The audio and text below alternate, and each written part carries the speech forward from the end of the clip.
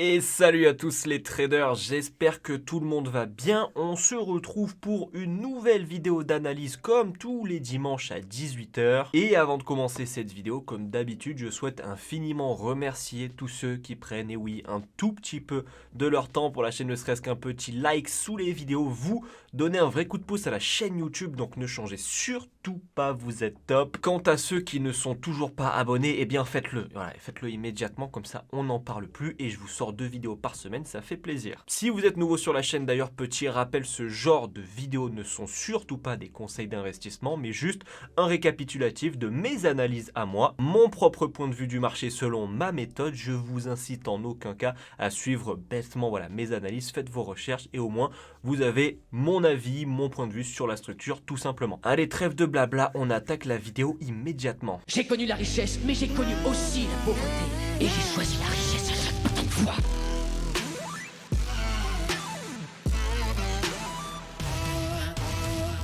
Et on commence avec Hotcad. Hotcad la semaine dernière, je voulais par rapport à ce mouvement qui me paraissait correctif ici, un petit drop avant la cassure du plus haut. Malheureusement, il m'a pas donné le petit drop avant cette cassure. Il est tout de suite monté, chopé le plus haut par le callback.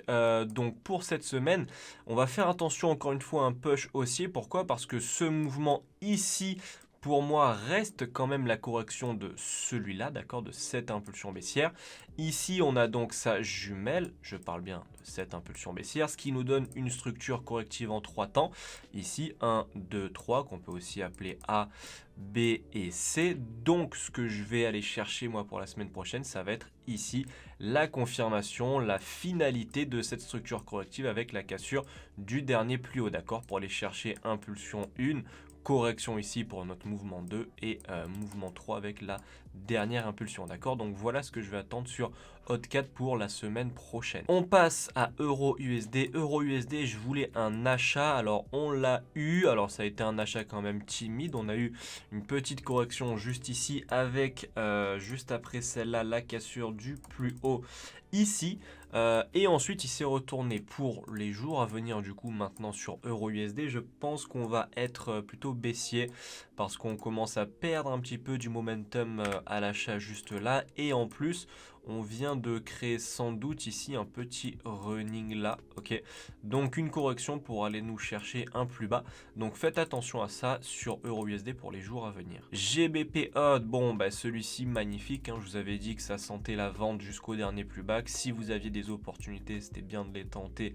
Encore une fois, selon moi, il y en a eu pas mal. Il y en a eu une ici en interne avec un running, il y a eu une opportunité ici en interne avec un régular, et celle-ci qui était la moins top. Dans tous les cas, je pense on avait déjà cassé le plus bas, mais au moins vous avez pu peut-être vous placer. Voilà, un gros drop super bien validé, ça fait super plaisir. À partir de maintenant sur GBP Odd, là on va faire attention par contre à un achat. Alors je vais vous mettre un truc stylé. Voilà, un petit, alors je ne traite pas ça les gars, les canaux descendants, je crois que c'est ça, mais au moins ça fait stylé, vous visualisez bien ce dont je veux vous parler. Donc l'impulsion ici, la correction actuellement, et je pense qu'on peut aller chercher un push. Alors juste avant, il y a moyen qu'on ait un down parce que ça me paraît quand même être assez correctif. Donc la correction de l'impulsion baissière en interne. Donc attention à ça. Et après un achat. Donc en fait il va falloir surveiller 2 niveaux. Je vais vous faire vraiment un truc propre, carré. Donc le plus bas ici et le plus haut juste là. Je pense que pour avoir une structure super propre, on doit avoir une impulsion baissière en interne. Et ensuite la cassure du plus haut. Maintenant il y a 2 autres scénarios qui vont être très simples. Soit effectivement on a l'impulsion baissière mais elle va venir casser le plus bas. Ça créerait du coup une structure pas incroyable parce qu'ensuite on irait sur un running. Soit il invalide complètement le down et il monte casser le plus haut. D'accord, donc ça c'est un autre scénario. Donc bon, ça fait un petit peu beaucoup. Je pense quand même que le drop on va l'avoir. Je le vois mal là exploser tout de suite vers le haut. Je pense qu'on va avoir le drop. Donc juste il va falloir surveiller, je pense, le niveau du juste en bas ici. Une fois qu'on a le drop, à voir s'il vient casser ce plus bas ou pas. S'il vient le casser, on oublie l'achat jusqu'à ce plus haut, d'accord. Maintenant, s'il ne vient pas casser le plus bas et qu'on a une opportunité d'achat, on passe direct sur le scénario numéro 1 qui est ensuite la cassure du plus haut. Mais faites attention selon moi quand même à un mouvement baissier, avant potentiellement un achat. Maintenant, où est-ce que va démarrer l'achat? Pour l'instant, je ne sais pas. Faudra, comme je vous ai dit, surveiller ce niveau. Je vous mets quand même le deuxième scénario ici pour que la semaine prochaine on s'en rappelle. Et voilà. GBP USD maintenant, je voulais un petit peu comme HotCAD, la cassure du plus bas, ensuite la cassure du plus haut. Il est venu casser mon plus bas, je crois. Alors juste, non, je pense que l'analyse on l'avait faite avant cette mèche. Hein. Donc il est venu, c'est bien ça, casser le plus haut d'abord et ensuite casser le plus bas. Ça change pas grand chose à la structure parce que dans tous les cas, je pense qu'on va aller chercher ce plus haut encore une fois. Ok. Pourquoi? Parce qu'ici on est peut-être sur un expanding. Donc après cet expanding, on va aller chercher une impulsion haussière jusqu'au dernier niveau, d'accord. Donc ici, je pense qu'il risque de corriger un petit peu plus parce que la correction est pas top. Donc faire quelque chose comme ça, par exemple, et ensuite venir casser le plus haut. Je vais faire attention à ça, pour moi en tout cas sur GBP USD. USD JPY, on voulait une impulsion baissière, on est dans une correction actuellement. Je reste vendeur sur USD JPY pour le moment. Je vous dirai si ça change. Juste faire attention au mouvement qui va nous créer ici, que voilà, ils deviennent pas trop correctifs comme ça pour un up. Mais voilà, sinon moyen terme, je suis toujours vendeur sur USD JPY. On passe à USD CAD et USD CAD, bah, magnifique, un petit peu comme GBP Odd.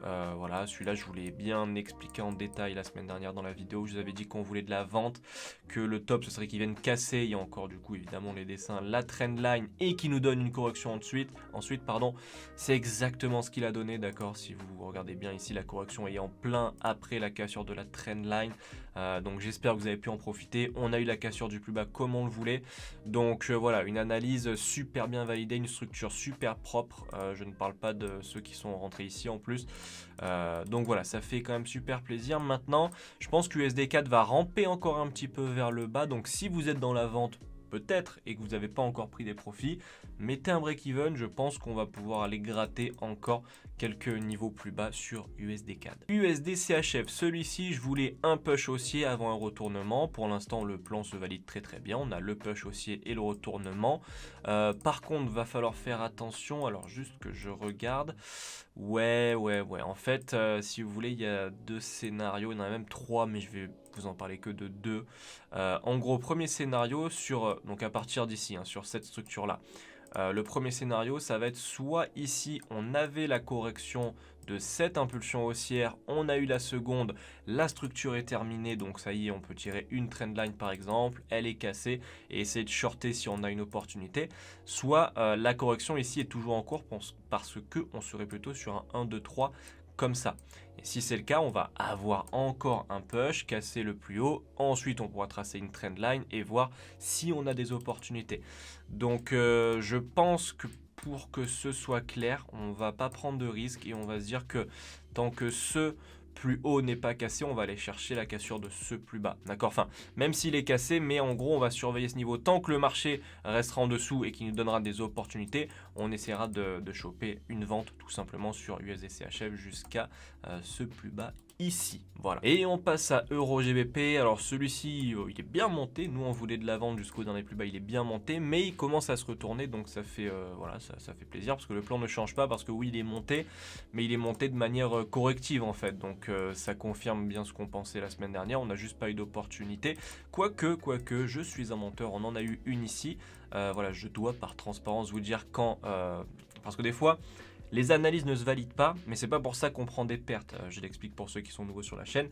Si j'attends un achat, mais que j'ai eu aucun setup d'achat et que le marché a chuté, ça veut pas dire ah ça y est j'ai pris moins 1, moins 2%, pas du tout. Parce que si j'ai pas eu d'opportunité d'achat, bah, je suis pas rentré bêtement dans l'achat, d'accord. Donc je n'ai pas pris de perte et puis je me suis tout simplement focus sur autre chose.